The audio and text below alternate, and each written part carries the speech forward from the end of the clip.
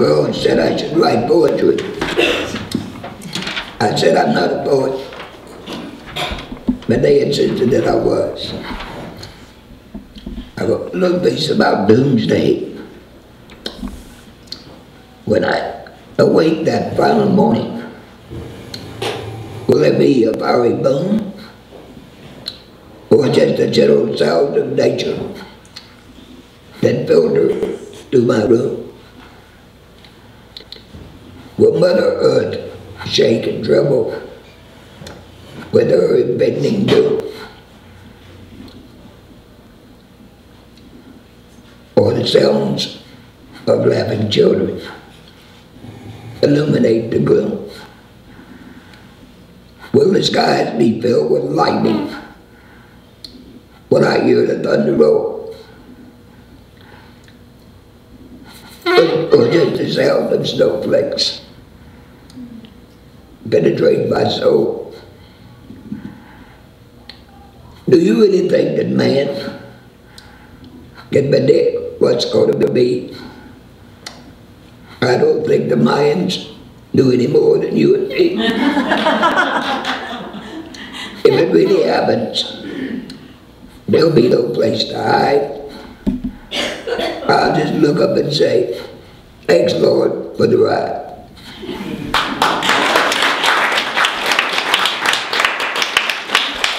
That piece will be done by my friend Lela Merrill, and it's a true story from my book.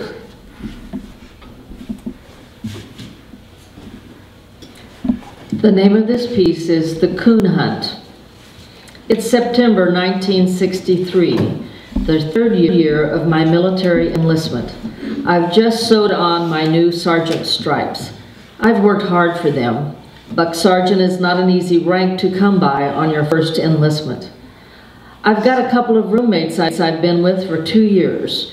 Gerald E. Boland from Cincinnati, Ohio, and Arthur R. Wilson from Roanoke, Virginia. They could not possibly be any more different in their personalities. Jerry, or Mr. Boland, as we called him, calm and settled, everything just right, looks like a banker. Arthur, or Art, tall, lanky, loves a good time at any cost, can't ever tell what he might do, but when the chips are down, he'll be the first one there for you. Great guys. We've kept in contact for the past 50 years. We decide to celebrate my promotion. Money is short, but Art has a charge account at the local liquor store. How's that for a credit score? He gets us a fifth of Old Taylor 86, a Coke as a chaser, and we're ready for the evening. We elect to visit a friend of Art's who is a local native and lives on a farm near Warrensburg, Missouri. It doesn't take long for the fifth of Taylor to be emptied. Amos, the mutual friend, knows where we can get some moonshine. We drive through the country for several miles and make our purchase. Carl Phelps, the moonshiner, is getting ready to go coon hunting and invites us to go. Oh hell, why not? Why not is because we have to stand an open ranks inspection tomorrow, and I'm about to lose my new stripes. Art doesn't care, and we're in his car.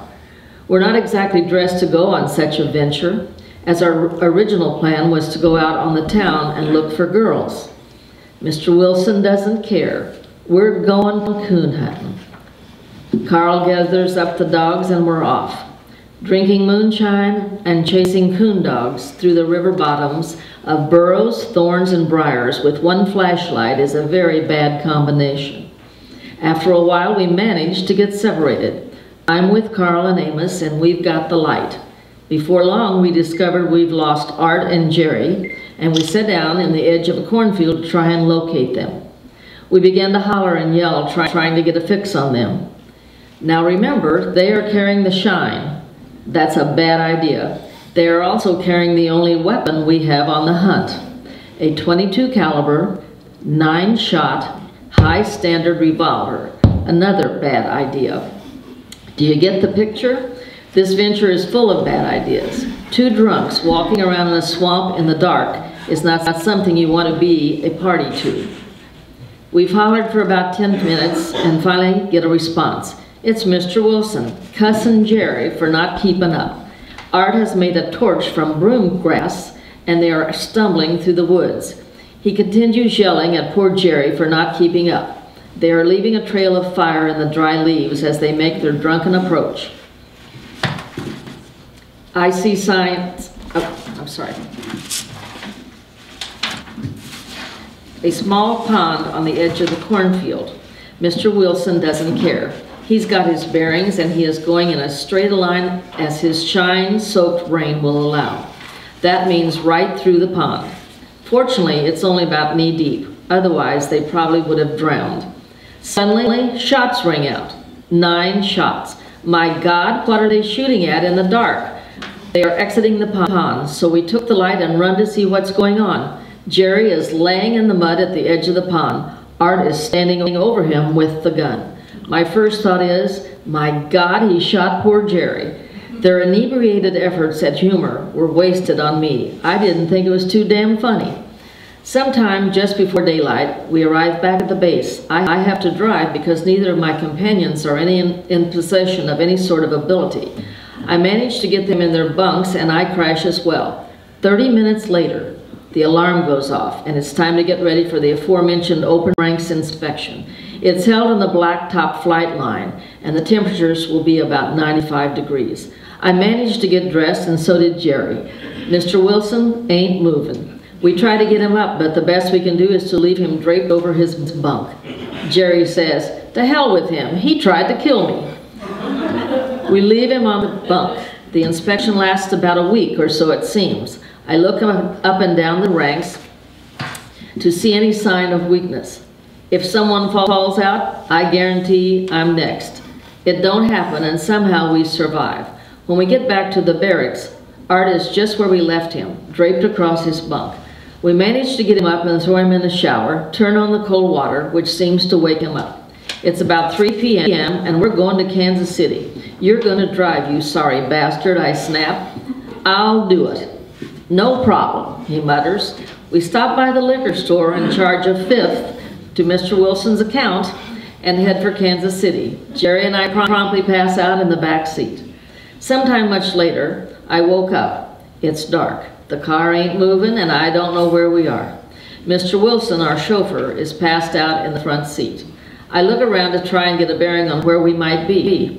I see a sign that reads, Warrensburg, 4 miles. We have traveled approximately 5 miles since our departure from the base. I roll Art over in the floorboard of the driver's seat to the passenger side and finish the drive to Kansas City. Mr. Wilson does not move. He might be dead, but I don't care. As I pulled into the intersection of 39th and McGee in Kansas City, a police car appears in my rearview mirror. Yep, he's flashing them lights. Better pull over. "Good evening, sir. May I see your license?" is his greeting. I comply. "You took that corner pretty wide back there," he says. "Have you been drinking?" "Not in the last 12 hours, I smile. Art and Jerry are asleep and aren't aware of our dilemma.